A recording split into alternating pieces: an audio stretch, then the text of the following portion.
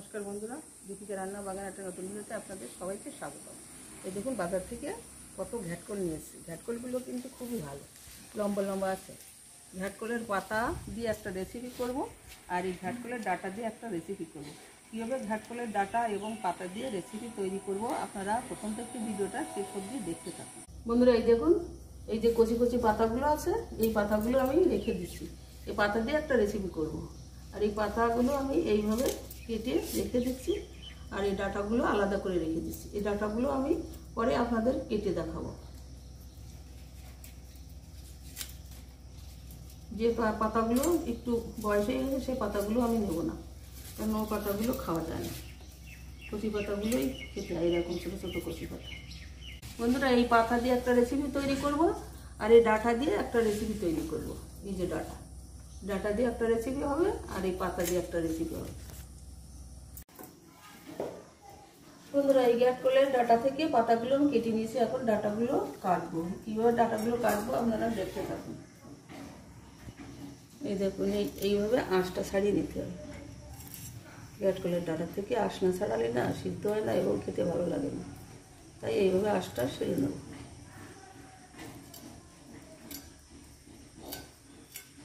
আঁশ ছাড়ানো খুব শক্ত, আঁশ ছাড়ানো ঝামেলার জিনিস, আরও সময় লাগে খুব। ছোট ছোট বড় হয় তাহলে হয়তো ছোট না, অনেক সময় লাগে আঁশ ছাড়াতে। এই জন্য আঁশ না ছাড়ালেও আমার ভালো লাগে না খেতে। এই সঙ্গে আমি দিয়ে দেবো এই কাঁঠালের দানা। কাঁঠালের দানা দিয়ে ঘ্যাটকলের ডাটা রান্না করলে না খুবই ভালো লাগে, তো আমি এই সঙ্গে কাঁঠালের দানা কেটে নিচ্ছি। কাঁঠালের দানাগুলো এইভাবে আমি কেটে নিয়ে এইভাবে ছাল ছাড়িয়ে নিচ্ছি। সময় লাগবে, সবই হচ্ছে সময়ের কাজ। যেমন কাঁঠালের দানা তেমন হচ্ছে ঘ্যাটকলের ডাটা।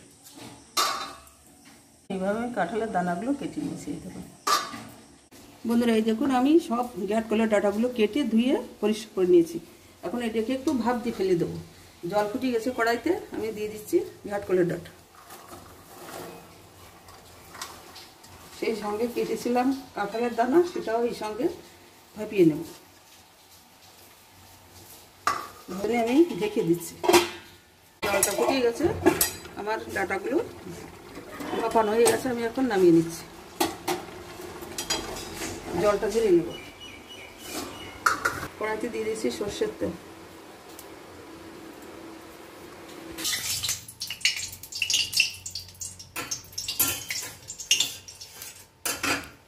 তেলটা গরম হয়ে গেছে, দিয়ে দিচ্ছি চিংড়ি মাছ।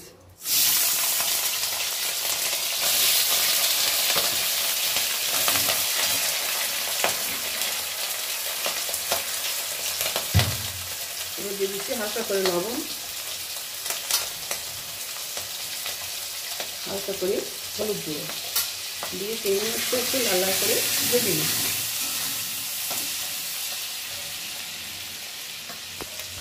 চিংড়ি মাছটা আমি লাল লাল করে ভেজে নিয়েছি, এখন আমি নামিয়ে নিচ্ছি।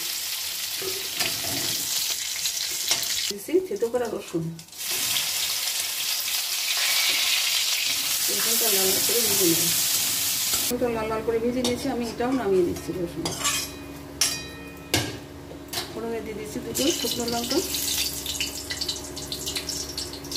তেলের ভিতরে দিয়ে দিচ্ছি ভাপানো ঘ্যাটকলের ডাটা।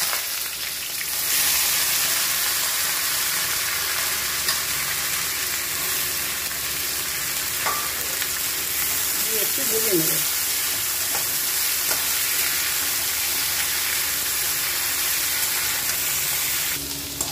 আমি হালকা করে ভেজে নিয়েছি, এখন দিয়ে দেবো পরিমাণ মতো নুন,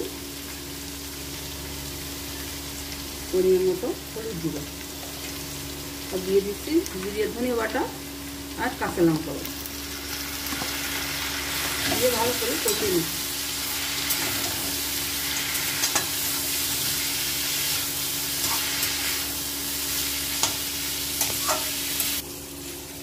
মশলাটা কষানো হয়ে গেছে, এখন দিয়ে দিচ্ছি হালকা গরম জল।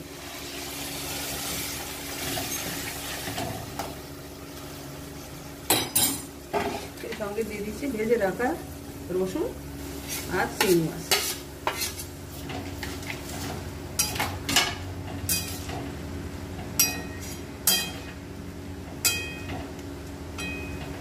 আরও কিছুক্ষণ রান্না করে নেব, তার জন্য ঢেকে দিচ্ছি। দিয়ে দিচ্ছি লেবু রস দিচ্ছি এই কারণে, তাহলে গলা লাগবে না, গলা ধরা সম্ভাবনা থাকে তো। ঘ্যাটকলের ডাঁটা, কচুর ডাঁটা তারপরে দিয়ে দিচ্ছি। লেবু রস দিলে না একদম গলা লাগবে না। ঘ্যাটকলের ডাঁটা, কচুর ডাঁটা দ্রুতই দেওয়া যায়। আর খেতেও ভালো লাগে, সুন্দর একটা গন্ধ আসে লেবু রস দিলে। একটা কাগজি লেবু, কাগজ লেবুতে সুন্দর গন্ধ। লেবু রস দিয়ে একটু নেড়ে নিচ্ছি। সেরা রং হয়েছে। কত সুন্দর দেখাচ্ছে দেখেন, এটা খেতে এত সুন্দর লাগে না বন্ধুরা। আপনারা বাড়িতে তৈরি করে খেয়ে দেখবেন, দারুণ লাগে খেতে। আমার ছেলে তো খুবই পছন্দ করে এই কচুর ডাঁটা, তারপরে কচুর লতি, ঘ্যাটকলের ডাঁটা, প্রত্যেকে খুব ভালোবাসে। কচুর ফুল এগুলো খুব ভালোবাসে খেতে। আপনারা বাড়িতে এইভাবে তৈরি করে খেয়ে দেখবেন, খুব সুন্দর লাগে। আমি যেভাবে রান্না করেছি এইভাবে রান্না করে খেয়ে দেখবেন, সত্যি দারুণ লাগে। এখন আমার রান্না হয়ে গেছে, আমি এখন নামিয়ে নিচ্ছি। ঘ্যাটকলের ডাঁটা রান্না হয়ে গেছে, আমি এখন নামিয়ে নিচ্ছি। কি সুন্দর হয়েছে দেখুন, চক করছে একদম, কত সুন্দর হয়েছে, তেল তেল মতো হয়েছে। বন্ধুরা দেখুন কি সুন্দর হয়েছে। ঘ্যাটকলের ডাঁটা, সেই সঙ্গে চিংড়ি আর কাঁঠালের দানা দিয়ে রান্না করেছি।